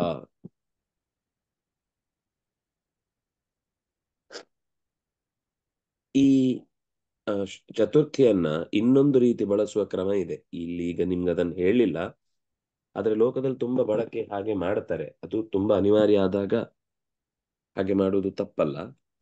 ಅಲ್ಲೂ ಚತುರ್ಥಿನೇ ಇರುದು, ಆದ್ರೆ ಅದನ್ನ ಆ ವಸ್ತುವಿನಿಂದ ನಾವು ಡೈರೆಕ್ಟ್ ಚತುರ್ಥಿ ಹೇಳಲಿಕ್ಕೆ ಆಗದೇ ಇದ್ದಾಗ ಅದನ್ನ ಇನ್ನೊಂದು ಶಬ್ದದಿಂದ ಸೇರಿಸಿ ಚತುರ್ಥಿ ಮಾಡ್ತಾರೆ. ಒಂದು ಏನು, ನಾವು ಲಕ್ಷ್ಮೀನಾರಾಯಣ ಪ್ರೇರಣೆಯ, ಲಕ್ಷ್ಮೀನಾರಾಯಣ ಪ್ರೀತ್ಯರ್ಥಂ, ಪರಮೇಶ್ವರ ಪ್ರೇರಣೆಯ, ಪರಮೇಶ್ವರ ಪ್ರೀತ್ಯರ್ಥಂ. ಆ ಪ್ರೀತ್ಯರ್ಥಂ ಅಂತ ಹೇಳ್ತೀವಲ್ಲ, ಅದು ಚತುರ್ಥಿಯೇ ನಿಜವಾಗಿ. ಆದ್ರೆ ಅದು ಅರ್ಥ ಶಬ್ದ ಚತುರ್ಥ್ಯರ್ಥದಲ್ಲಿ ಬಳಕೆ ಆಗುತ್ತೆ. ಏನು ಅಂತ ತುಂಬಾ ಬರುತ್ತೆ. ಅವನು ವ್ಯಾಪಾರಾರ್ಥಂ ವಿದೇಶಂ ಗಚ್ಚತಿ, ಅವನು ವ್ಯಾಪಾರಕ್ಕಾಗಿ ವಿದೇಶಕ್ಕೆ ಹೋಗ್ತಾನೆ.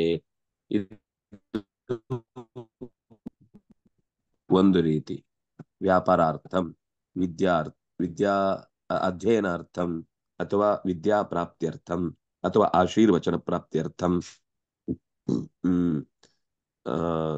ಬಿಸಿಲಿನಿಂದ ರಕ್ಷಣೆ ಮಾಡಿಕೊಳ್ಳುವುದಕ್ಕೋಸ್ಕರ, ಆತಪೇನ ಸಂರಕ್ಷಣಾರ್ಥಂ, ಬಸ್ ಯಾನೇನೈವ ಗಚ್ಚಾಮಿ ನತು ಪದ್ಭ್ಯಾಂ ಗಚ್ಚಾಮಿ. ತುಂಬಾ ಬಿಸಿಲಿದೆ, ನಾನು ಆ ಬಿಸಿಲಿನಿಂದ ತಪ್ಪಿಸ್ಕೊಳ್ಳಿಕ್ಕೋಸ್ಕರ ಬಸ್ಸಲ್ಲಿ ಓಡಾಡ್ತೇನೆ. ಇಲ್ಲಾಂದ್ರೆ ಅಷ್ಟು ದೂರ ಇಲ್ಲ, ಬಸ್ಸಲ್ಲಿ ಹೋಗ್ಬೇಕಾಗಿಲ್ಲ, ನಡ್ಕೊಂಡು ಹೋಗ್ಬೋದು. ಆದ್ರೆ ನಡ್ಕೊಂಡು ಹೋದ್ರೆ ಮಧ್ಯಾಹ್ನದ ಬಿಸಿಲು ತಡಿಲಿಕ್ಕಾಗಲ್ಲ. ಅತಃ ಆತಪೇನ ಸಂರಕ್ಷಣಾರ್ಥಂ ಅಹಂ ಬಸ್ ಯಾನೇನ ಲೋಕಯಾನೇನ ಗಚ್ಚಾಮಿ ಅಂತ ಹೇಳುವಾಗ ಆ ಅರ್ಥ ಶಬ್ದ ಅನ್ನೋದು ಚತುರ್ಥ್ಯರ್ಥದಲ್ಲಿ ಬಳಕೆ ಆಗುತ್ತೆ. ಇನ್ನೊಂದಿದೆ, ಇದು ಬಹಳ ಪ್ರಸಿದ್ಧಿ, ನಿಮ್ಗೆ ಕೇಳಿರ್ತೀರಿ. ಆದ್ರೆ ಇನ್ನೊಂದಿದೆ, ಕೃತೆ ಅನ್ನುವ ಶಬ್ದವನ್ನು ಬಳಸ್ತಾರೆ. ಕೃತೆ ಅನ್ನೋದು ಕೂಡ ಕೃತೌ ಕೃತಃ ಕೃತಂ ಕೃತೌ ಕೃತಃ ಕೃತ ಕೃತ್ಭ್ಯಾಂ ಕೃದ್ಭಿ ಕೃತೆ, ಅದು ಕೂಡ ಚತುರ್ಥಿನೇ. ಆದ್ರೆ ಬರೀ ನಮಗೆ ಬೇರೆ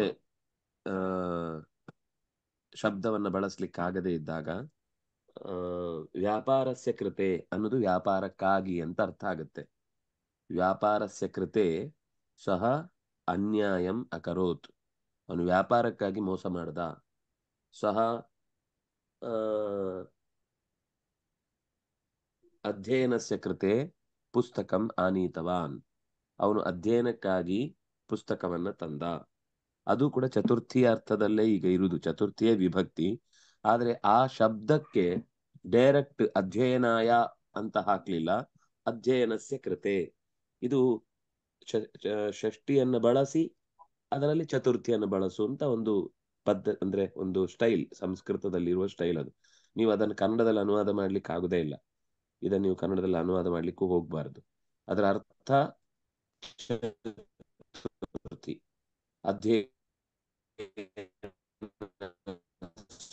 ಕೃತೆ, ಅಧ್ಯಯನದ ಉದ್ದೇಶ. ಹಾಗೆ ಯಾರು ಹೇಳುವುದಿಲ್ಲ. ಕೃತೆ ಅಂದ್ರೆ ಅದಕ್ಕಾಗಿ ಅಂತ ಅರ್ಥ. ಅಧ್ಯಯನಸ್ಯ ಕೃತೆ, ಅಧ್ಯಯನದ ಕುರಿತಾಗಿ, ಅಧ್ಯಯನದ ಕಾರ್ಯಕ್ಕಾಗಿ ಗ್ರಂಥಾಲಯಕ್ಕೆ ಬಂದ. ಅಧ್ಯಯನಸ್ಯ ಕೃತೆ ಗ್ರಂಥಾಲಯಂ ಆಗಚ್ಚತಿ. ಪ್ರತಿದಿನಂ ಸಹ ಅಧ್ಯಯನಸ್ಯ ಕೃತೆ ಗ್ರಂಥಾಲಯಂ ಆಗಚ್ಚತಿ. ಸಹ ಪ್ರತಿದಿನಂ ಪಾನಸ್ಯ ಕೃತೆ, ಕುಡಿಯುವುದಕ್ಕಾಗಿ ಏನದು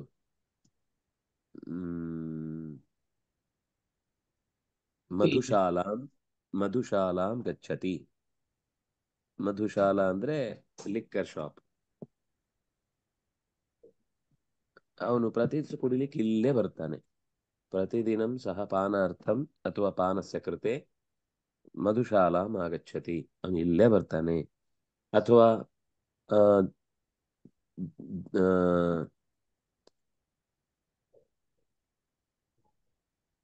ಸ್ವಬಾಂಧವಸ್ಯ ಕೃತೆ, ತನ್ನ ಬಂಧುಗಳಿಗಾಗಿ ಸಹ ಸರ್ವದಾ ವಿದೇಶಂ ಗಚ್ಚತಿ, ತನ್ನ ಬಂಧುಗಳಿಗೋಸ್ಕರ ವಿದೇಶಕ್ಕೆ ಹೋಗಿ ಬರ್ತಾನೆ. ಅಲ್ಲಿ ಯಾರೋ ಇದ್ದಾರೆ, ಅವ್ರಿಗೆ ಬರ್ಲಿಕ್ಕಾಗಲ್ಲ, ಅದಕ್ಕೆ ಇವನೇ ಹೋಗಿ ನೋಡ್ಕೊಂಡು ಬರ್ತಾನೆ. ಹೀಗೆ ಎಲ್ಲಿ ಎಲ್ಲಿ ಅಂದ್ರೆ ಇದು ಒಂದು ಚತುರ್ಥಿ ವಿಭಕ್ತಿ ಡೈರೆಕ್ಟ್ ಆದ ಬಳಕೆ ಆಯಿತು. ಅಧ್ಯಯನಾಯ, ಇನ್ನೊಂದು ಅಧ್ಯಯನಸ್ಯ ಕೃತೆ, ಇನ್ನೊಂದು ಅಧ್ಯಯನಾರ್ಥಂ. ಎಲ್ಲವೂ ಕೂಡ ಚತುರ್ಥಿ ಅರ್ಥದಲ್ಲೇ ಪ್ರಯೋಗ ಆಗುತ್ತೆ. ವತ್ಸಾನಾಂ ಕೃತೆ ಧೇನು ಕ್ಷೀರಂ ದದಾತಿ. ಸೊ 2 ಪದ ಇದ್ದಾಗ 2 ಪದ ಸೇರಿಸಿ ಚತುರ್ಥಿ ವಿಭಕ್ತಿ ಆಗತ್ತಾ? ಹೌದು ಹೌದು. ಅಂದ್ರೆ ಇದು ಇದು ಇದಲ್ವಾ ಅವ್ಯಯನ? ಕೃತೆ ಆಮೇಲೆ ಅಲ್ಲ ಅಲ್ಲ ಅರ್ಥಂ ಅದೆಲ್ಲ ಇಲ್ಲ. ಕೃತೆ ಅರ್ಥಂ ಅವ್ಯಯ. ಹಾ ಕೃತೆ ಇದು ಕೃತ್ ಶಬ್ದದ ಚತುರ್ಥಿ ವಿಭಕ್ತಿ. ಅದಕ್ಕೆ ನಾನು ಆಗ ನಡೆಸಿ ತೋರಿಸಿದೆ. ಕೃತ್ ಕೃತೌ ಕೃತಃ, ಕೃತಂ ಕೃತೌ ಕೃತಃ, ಓ, ಕೃತಾ ಕೃದ್ಭ್ಯಾಂ ಕೃದ್ಭಿಃ, ಕೃತೆ ಕೃದ್ಭ್ಯಾಂ ಕೃದ್ಭ್ಯಃ, ಕೃತಃ ಕೃದ್ಭ್ಯಾಂ ಕೃದ್ಭ್ಯಃ, ಕೃತಃ ಕೃತೋಃ ಕೃತಾಂ ಕೃತಿ ಕೃತೋಃ ಕೃತ್ಸು. ಹ್ಮ್ ಹ್ಮ್. ಸೊ ಅರ್ಥಂ ಅಂತ ಬರೋದು ಅವ್ಯಯ. ಅದು ಅವ್ಯಯ ಆಗ್ಬಿಡುತ್ತೆ. ಹಾ ಸರಿ ಸರಿ.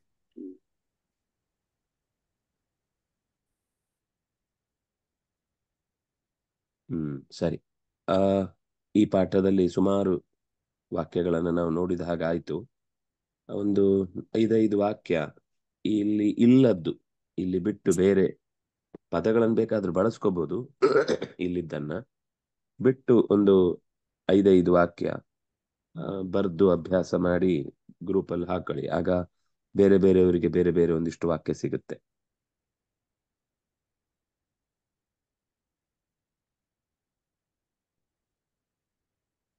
ಸರಿ. ಶ್ರೀ ಹರಿಪ್ರಿಯತಾಂ ಶ್ರೀಕೃಷ್ಣ ಅರ್ಪಣಮಸ್ತು. ನಮಸ್ಕಾರ, ಧನ್ಯವಾದಗಳು ಆಚಾರ್ಯ. ನಮಸ್ಕಾರ. ಧನ್ಯವಾದ.